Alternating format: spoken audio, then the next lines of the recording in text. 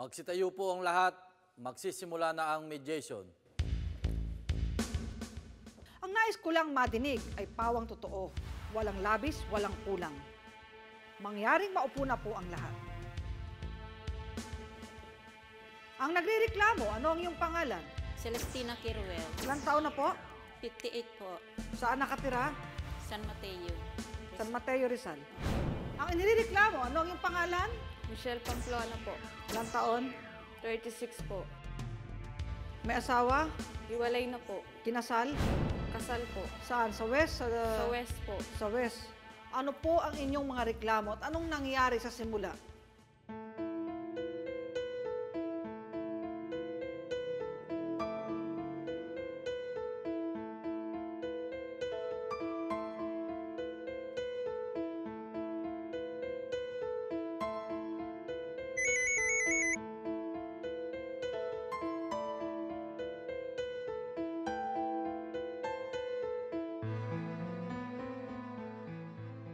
Hindi naman po naganap sa bahay yun eh.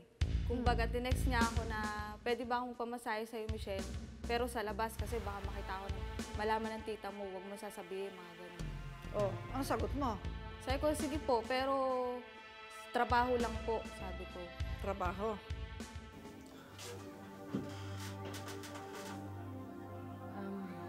Patawag po kayo, Uncle. Oo kasi masyado na akong maraming nararamdamang lamig sa katawan eh. Gusto ko sanang magpamasahe sa'yo eh. Kesa naman sa iba, sa'yo na lang. Sige po.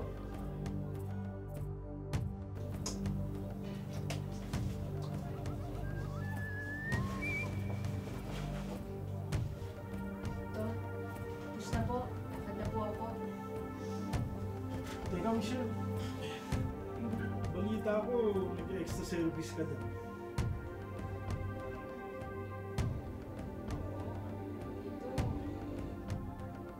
Extra income din para pandagdag sa panggastos ng mga anak mo.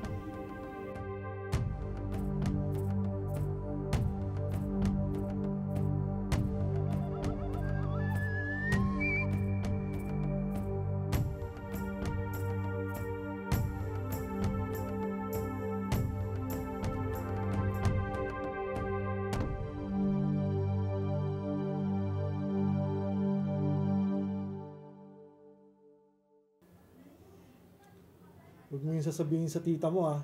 Sikreto natin yan. Oo naman. Anong naramdaman mo nang sabihin ng mister Masakit mo? po. Ha? Hanggang ngayon masakit. Kaya gusto ko makalayos na lang dun sa lugar namin Hindi yan. niyo pwedeng palayasin kasi teritoryo namin yun. Pag mamayari ng Habang mga magulang nakikita ko kong siya, bahay. masakit sa dibdib ko ang ginagawa niya. Wala kang awa sa akin. Aling Celestina, naulit ba ang minsan lang? Hindi na po. Kasi pinalayos ko na po. Sino- Hindi ko lang alam kung nakikita pa sila. Sinong pinaalis mo? Yung asawa ko po. Nasaan ang asawa mo ngayon? Nasa Bicol na po. Ah, pinauwi mo ng Bicol. Opo. Walang giya ka? Pati pala pamangkin ko, minatas mo, ha? Ano? Ano sinasabi mo? Umami na si Michelle. Nagpamasahe ka daw at nagpa-extra service. Hindi totoo yan! Ayaw hindi totoo, ha? Umamin ka! Umamin ka! Ay! Teka! Ayaw mo umamin, ha? Amin na ako! Minsan lang naman yun eh. Walang giya ka, ang kapal na mukha mo. Eh, pamangkin ko yun, eh. Lumayas ka! Lumayas ka! Lumayas ka, sabi! Lumayas ka! Lumayas ka! Bakit po kayo umiiyak? Nanay Celestina. Masakit pong ginawa niya sa akin eh. Sarili kong pamangkin. Ginawa sa akin nito. Sa akin lang po kasi, attorney, trabaho lang po. Trabaho. Nakakaya ang trabaho mo. Nahihiya po kayo dahil laman nyo rin siya, kamag-anak. Paano Kamag-anak ko po bubuhayin siya yung eh. mga anak ko? Anak ng kapatid mo. Opo. Tapos asawa mo ang Asawa namasahe. ko pa yung inano niya. Report Pati sa'yo. asawa nila ginamit niya. Ha? Pati asawa nila? Opo.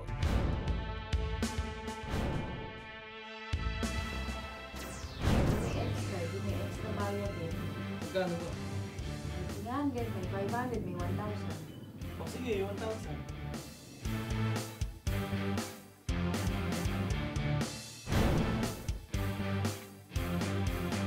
Makapal pong mukha niyan, eh. Asawa ko. Eh, Hindi mo sa Tinatalo asawa mo. mo, text ng text sa akin. Ba't umiiyak ka? Naasar ako dyan eh. Kapal ang mukha eh.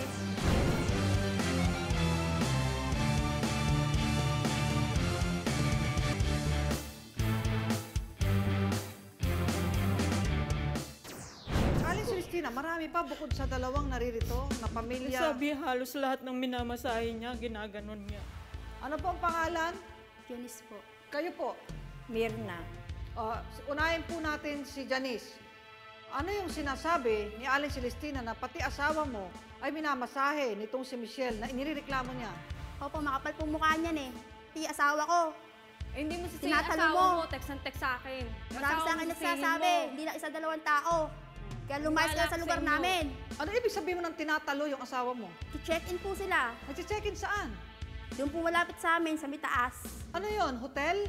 Apo, Paano mo nalaman nag-hotel silang dalawa? may nakakita po. May nakakita, nagsumbong Iharap mo sa'yo. yung nakakita. Paano sumbong sa'yo? Asawa ko nga bro po. Nakamotor, nakitang kaangkas to.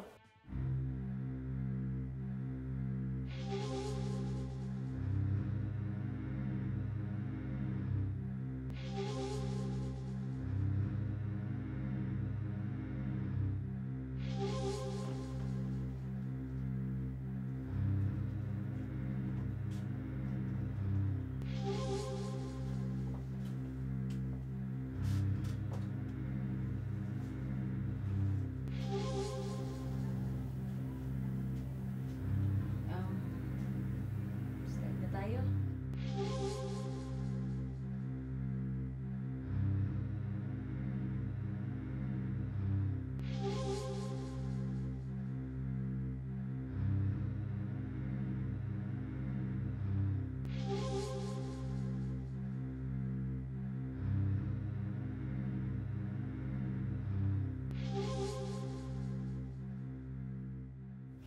Kuya, tapos na. Yun lang yun. Bakit may iba pa ba? Ang sabi dito, extra service. Kung may extra, di may extra bayad din. Magkano ba? May 300, may 500, may 1,000. O sige, 1,000.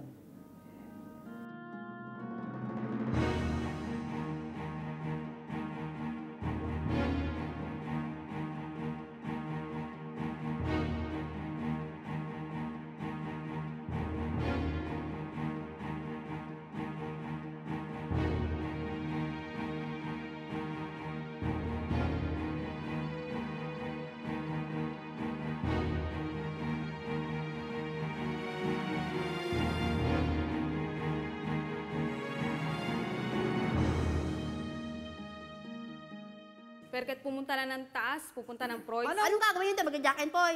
Hindi, magja-jogging. Jogging gabi, wow. Uso ba ang jogging sa inyo ng gabi? Hindi po, madaling araw. Siya lang po nagja-jogging ng gabi sa kama. Baka madaling araw yun, hindi gabi. Ay, sinita mo ba yung asawa mo? Opo, O, ano sagot na asawa mo? hindi po niya inamin. Pero nararamdaman ko po may ginagawa siya. Ba't umiiyak ka? Naasar ako dyan eh. Kapal ang mukha eh. Sige, Kasi nag-aayos nanay. Nahuli ko rin po sila. Saan? Nagkataon nung bibili ako sa karinderya, nakita ko sila paalis, papunta doon sa bukid. Anong ginawa mo? Sunundan mo?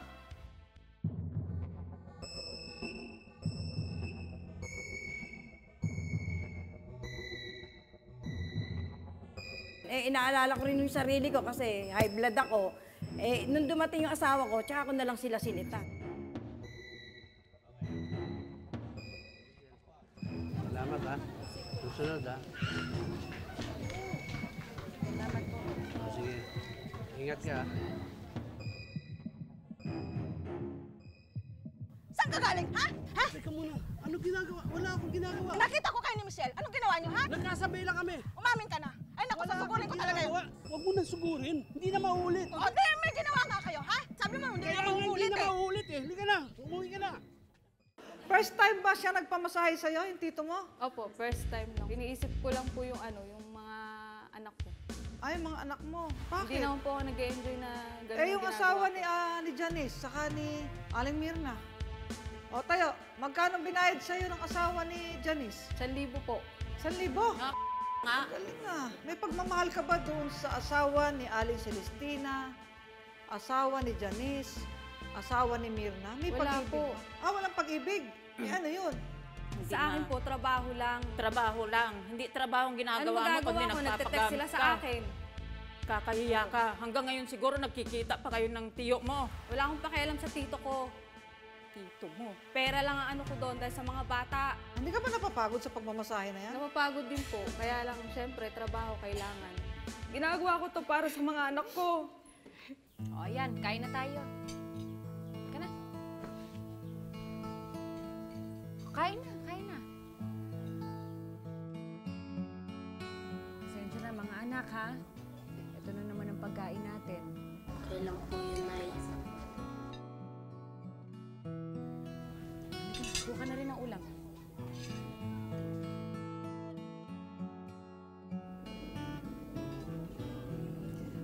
O yan, mga anak. May trabaho na si Inay. Mga anak, meron akong pasalubong sa inyong lahat, ha? Kumita kasi si Inay, eh. Ito para sa'yo, ito naman, at ito para sa'yo. O, halika na. Alam ko hindi pa kayo kumakain. O, may pinili akong pansit, o. Magutom na kayo, no? Gusto mo ba? Opo, Nay. O, tama na muna yung laro. Kain na muna tayo. Kain na muna.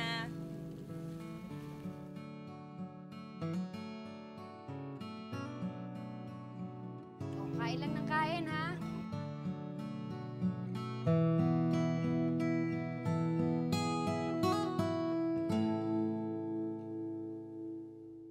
Kaya niyo ba pakainin ng mga anak ko? Kaya niyo bang buhayin? Hindi naman sa ganyang paraan. Karangalan mo yung ginagawa mo. Kadwari na masira karangalan ko, wag lang yung mga anak ko papabayaan. Tumingi ka ng sustento sa asawa mo. Wala na akong pakialam sa asawa ko. Kaya kong buhayin ng mga anak ko sa mabuting paraan din. Hindi naman lahat ng minamasahe ko may extra. Mabuting paraan. Kulang na lang.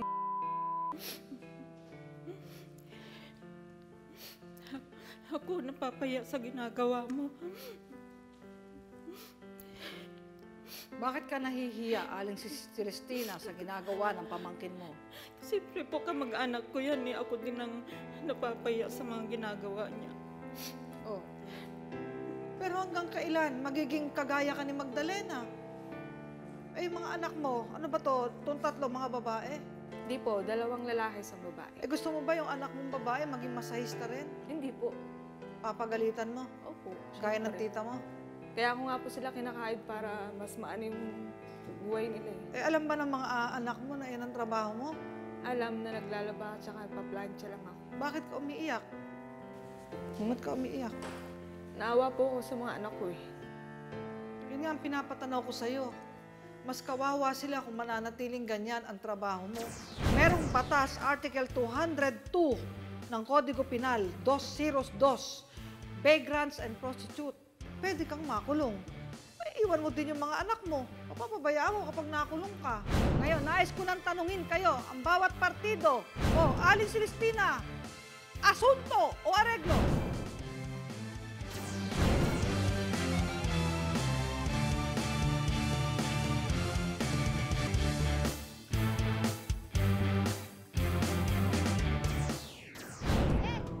Inirereklamo ni Celestina ang masahista pamangkin na si Michelle. Walang niya ka, puro kahiyan! Puro kahiyan ang ginagawa mo dito sa lugar natin! Hindi na nga raw marangal ang trabaho ng pamangkin. Pati ang kanyang asawa na tsuy ni Michelle, pinatulan pa. Huwag mo yung sasabihin sa tita mo, ah. Kreto natin yan.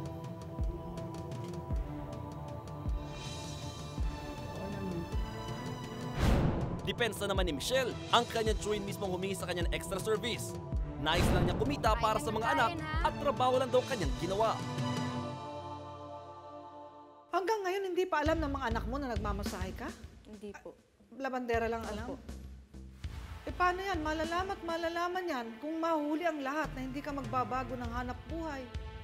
Pati ang kaisipan ng iyong mga anak ay malalason kapag nakarinig na ng mga chismis yan. Ang kanilang paglaki, mental development, social, physical, psychological development, emotional development, maapektahan. Okay lang yung mga entertainer na naglilibang o mag-serve ng juice, ng drink sa mga beer house, restaurant. Yan, gandun lang. Pero yung mga masasabing hanggang kung saan-saan na makarating at pati ang katawan mo ay mapeperwisyo, yun ang masamang trabaho. Dahil hindi pa na-amend ang revised penal code, merong batas, Article 202 ng Kodigo Penal, 202, vagrants and prostitute. Kasi ang sino mang babae na binabayaran ang kanyang sarili, kapag nakapagbibigay ng panandaliang aliw, may parusa pa rin. Pwedeng makulong ng 1 araw hanggang 30 araw. At hindi lang yun, ikaw ay isang babae na may asawa, kasal pa, at buhay pa ang iyong asawa, kahit sumakabilang bahay na ang iyong asawa, merong isang krimen na ang tawag dyan ay adultery, pakikiapid. Yan ay may pagkakulong na 2 taon, 4 na buwan at 1 araw hanggang 6 na taon. Parusa yan. Prisyon koreksyonal in its medium and maximum period. Kapag ang isang babae na may asawa ay humiga katabi sa isang higaan at may nangyaring sexual sa lalaki na hindi niya asawa, pwedeng mapatawan ng parusa hanggang 6 na taon. Kaya kung ikaw ay irereklamo ng 3 babae na ito na asawa ng mga lalaking naging customer mo, ay pwede kang makulong. Ilang counts yan? Valid 3 counts. Di ano na yan, 3 buwan na yan. Iwan mo din yung mga anak mo. Papabayaan mo kapag nakulong ka. Ngayon, nais ko nang tanungin kayo, ang bawat partido. Aling Celestina, asunto o areglo? Areglo po. Anong gusto mo na gawin ni Michelle? Humingi lang ng tawad sa akin. Humingi ng tawad sa'yo. Ano pa? Magbagong buhay. Magbagong buhay? Opo. Ano pa, paalisin mo pa sa lugar niyan? Hindi na po. Ikaw makakagabay dyan, pamangkin mo yan eh. Oo nga po. Dugo mo rin yan eh. Yun lang naman ang gusto. Kinikilala mo ba na pamangking buo itong si Michelle? Opo. Kinikilala mo pala. Ano ang mai-o-offer mo sa iyong tiyahin na kapatid ng iyong ina para mapayapa ang kanyang loob? Magkaroon kayo ng katahimikan. Anong gagawin mo? Magbabago na po ako. Mag-iiba na po ako ng trabaho. Baka naman dahil karap mo lang ako. Hindi po. Para sa mga anak mo. Opo. Maraming trabaho dyan na marangal kahit malit lang ang sweldo. Michelle, hindi ka na nagtawad.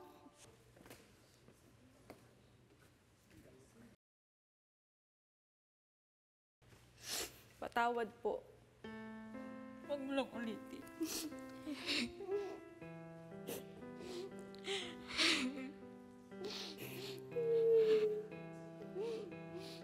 Ito lang naman ang gusto ko eh. Magbago siya. Yun lang ang gusto mo, magbagong buhay siya. Opo. Michelle, humingi ka ng tawad kay Janice at kay Aling Mirna. Patawad, Bes. Ako na magbagong buhay ka na lang. Patawad po, ate. Patawad. Patawarin kita, magbago ka na lang. Opo. Ayusin yung mga anak mo. Opo. 3.